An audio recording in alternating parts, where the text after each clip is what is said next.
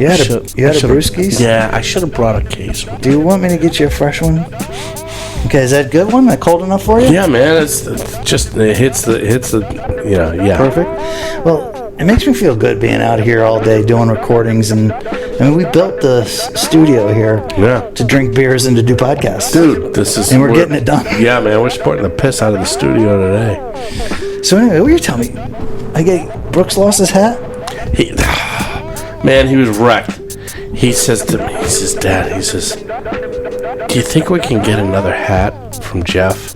I'm like, what happened? He said, I don't know. I lost it. I'm like, what do you mean you lost it? He says, no, I lost it. He was crushed that he lost it. He was crushed. He was totally crushed. I'm like, yeah, I think we can get you another. No, man, I mean, like, I can tell you, like, he thought about this. Like, it really bothered him. Well, dude, I mean, I'm going to assume that he took to the hat as being one of his, like, favorite hats. Dude, or he was fishing sporting hat. the piss out of that hat for a long time. And sporting the piss out of whether it's a Lunker Dog hat or any hat for that matter. Dude, people have been sporting hats in the, let's just call it, offshore salt life world. I mean, even you go back, Gilligan from Gilligan's Island had his own signature hat. The skipper from Gilligan's Island had his own hat. Oh, man. Oh, whoa. Slow it down. I've had favorite fishing hats over the years. One of my first favorite fishing caps was an old Lee's tackle. Oh, yeah.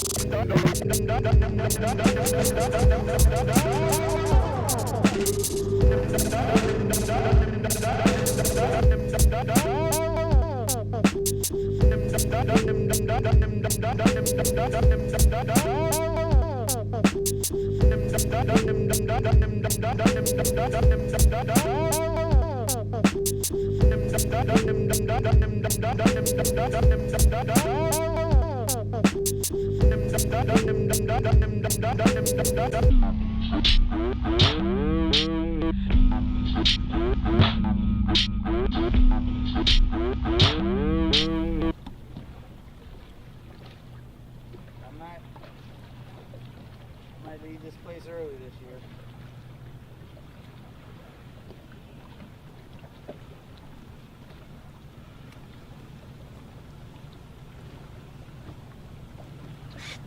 Nice hog leg. That's class, dog. That's class. That's what I'm talking about. I'm talking about real guys with real baits trying to catch real fish. That's Mike Wallace. He's a real dude. He's out there. That's the spot. He's fishing with a whole hog leg. And he's trying to run that dog out here. That's what real guys do. And I sported that hat. If you look at the YouTube videos that we did 15 years ago, I was still sporting my Lee's tackle hat. And I sported that hat till it basically fell apart and I couldn't wear it anymore. And when I couldn't wear that hat anymore, there was something deep inside. Have you seen my missing? Have you? Yeah. No, it's like a part of you that goes. But have you seen my Lunker Dog hat? Yes. Okay. That thing is so salty. You posted It's got like patina. Okay, and you know what? I posted a picture of it alongside of Brooks's hat when he first got it, like the same night, and this is like night and day. You couldn't even tell that they were the same hat. Well, all right. One was brand new, and one's been just more to work for 3 years. And but you're right. I mean, there's some hats that it's not just. I don't know what it is. People take their hats very personally. I mean, nobody sported their hat more than Sosin did. Do you remember that freaking goofy hat that he had with the big giant bill? Do you know what those were called? And the drapes called? that came over your neck and onto your shoulders? Do you know what those were called? No, I just remember Sosin sporting the piss out of his. Those were called up-downers. Up-downers. Up-downers. Now, Sosin was a big follower, Okay, he wasn't the original up downer guy. But he loved his up downer. But he loved his up downer. That came about in the 60s. And they came about from Florida Keys fishing guides like Stu Apt and Flip Pallet and Lefty Cray sported the piss out of one forever. I think he's buried in one. You know, all those original, those old school Florida Keys guides had those up downers. And let's not talk past the audience. An up downer. He loves to say that phrase. Mm-hmm. And the up downer is it's a hat that has a traditional front bill to it. It's a little bigger than normal. No? Okay, it's a little bit longer, a little bit wider, and then it has another flap around the back of it that goes around the back of the head, and you can flip it up or you can flip it down to protect the neck.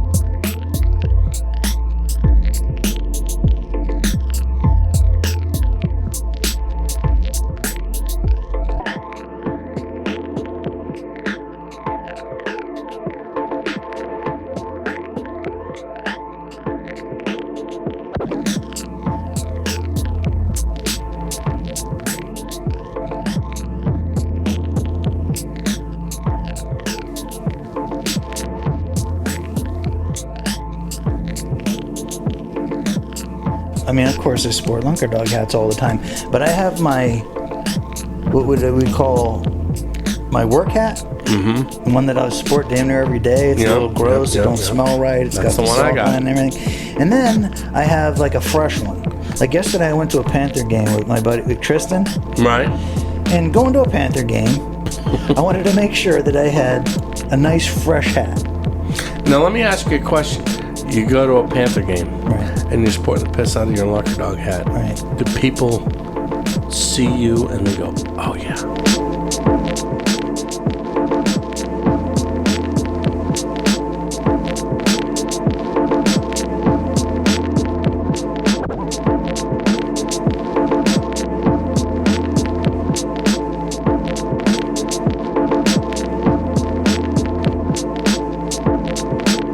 Anything in here, we found a couple of little tarpons, and these things are like 6 pounds.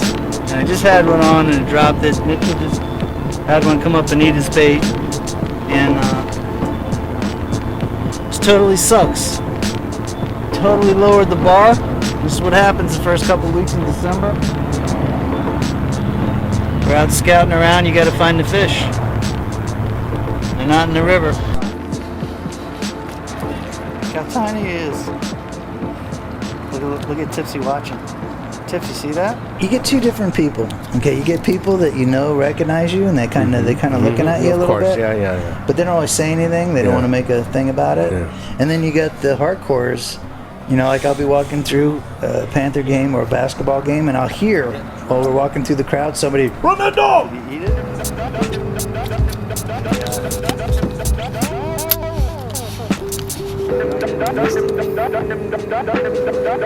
That's so wrong.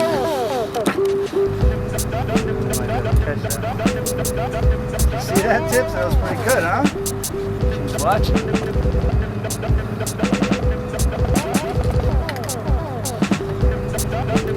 So we come back from Thanksgiving break.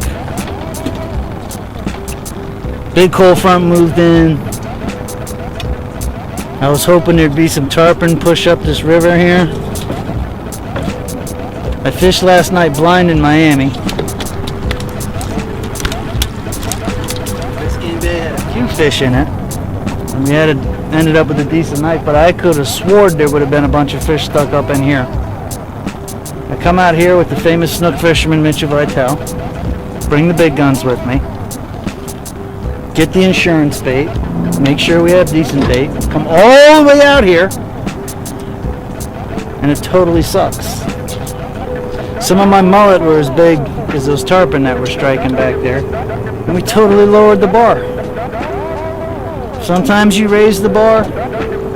Sometimes you lower the bar. Today we totally lowered the bar. FWC did find a dead manatee, and that was strung up at the ramp. Probably has something to do with it. That manatee stench probably forced all those tarpon out of here. But that's urban fishing. That's the way we roll sometimes, you know? Yeah, I mean? that's how you know. Yeah. And let me tell you something. I used to, I've had a Lunker Dog hat since 5 years. Okay, my hat I've owned for 5 years, and I remember when I moved to the Keys to guide down there. See, I got a real guy with me today, right? And I try only to hang out with real guys. But I'm getting old. I can't be hanging out with just everybody.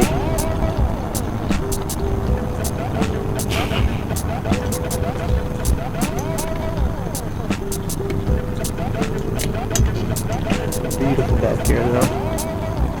Freaking conditions are perfect. It's all glassed off. There ain't even a jack back here. I'm more apt to catch a bullfrog than a jack today. Fresh water all up in this creek. Freshwater weed, tilapia, bluegill.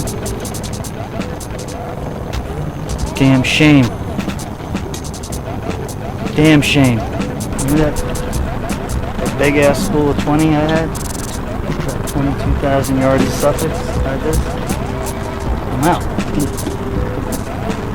I gotta get some more line. I'm not spending $280 on that thing.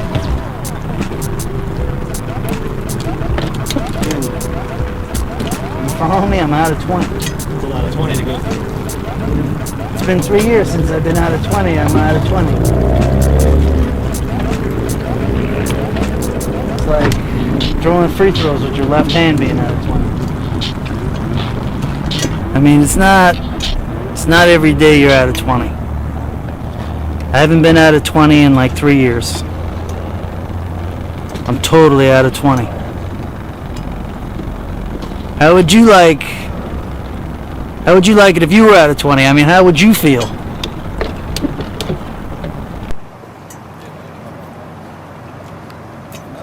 And I'd sport the piss out of that hat. And it was the only hat that I really wore. And people in the Keys would be like, "Hey, run that dog." You'll run the dog. Okay. Yeah. And Okay. That's the thing, having a slogan in a charter business. Not too many people have one. No. It's Everybody kind of sees been a Mark home the run. Shark, and they all yell, "Got him on, got him on." Well, Mark the Okay. Shark, just saying that's a slogan in itself. That's a shark. But that's it. Right. Okay. If you're screaming, got him on to somebody, you know that it's a reference to Mark the Shark. I'm thinking Mark's favorite fishing hats are probably some of the nastiest fishing hats that have ever been worn. I'll go out on a limb. Probably. But you know what? You're only going to be able to know that if you interview the boy. That's true. We got to get him on the podcast. But so I had my Lee's hat, okay, and I sported that. That's an old school hat. Yeah, I had that. I sported that till I just couldn't wear it. Do you remember the Nantucket? What they call those things? Quint had one. Quint sported the piss out of his Nantucket hat. Right. No, what did they call it? There was a name for it. If you notice in Jaws, right, the real guys had fishing hats, and the dorks didn't. Like Dreyfus had no hat. Dreyfus didn't have a hat. Brody had no hat. no hat. Quint had a hat. Quint had a. His mate had a hat. That's right. Okay, the mate that he didn't take with him on his $10,000 charter. Gardner, the other captain. Ben Gardner had a hat. Gardner had a nice hat. Mm-hmm. The mayor, no hat. No hat. Just saying, all the real guys in Jaws. They always have hats. sported hats. Okay. Yeah. So thinking back, right, the first fishing hat that I ever saw, Yeah. that was like, dude, this is funny. The first fishing hat that I ever saw, I don't know, I had to be in like 6th or 7th grade. I'm at the Oakland Mark Flea Market. Mm-hmm. Okay? And the guys, the dudes, the cool guys, whatever, that would hang out at the flea market, they had these nylon shirts that they would wear. They were like T-shirts, but they were nylon. Yeah. Burgundy, white, blue, black. Yeah. And they had these, and then they'd have this hat that had a sailfish on it. That's the one I'm talking And it'd about.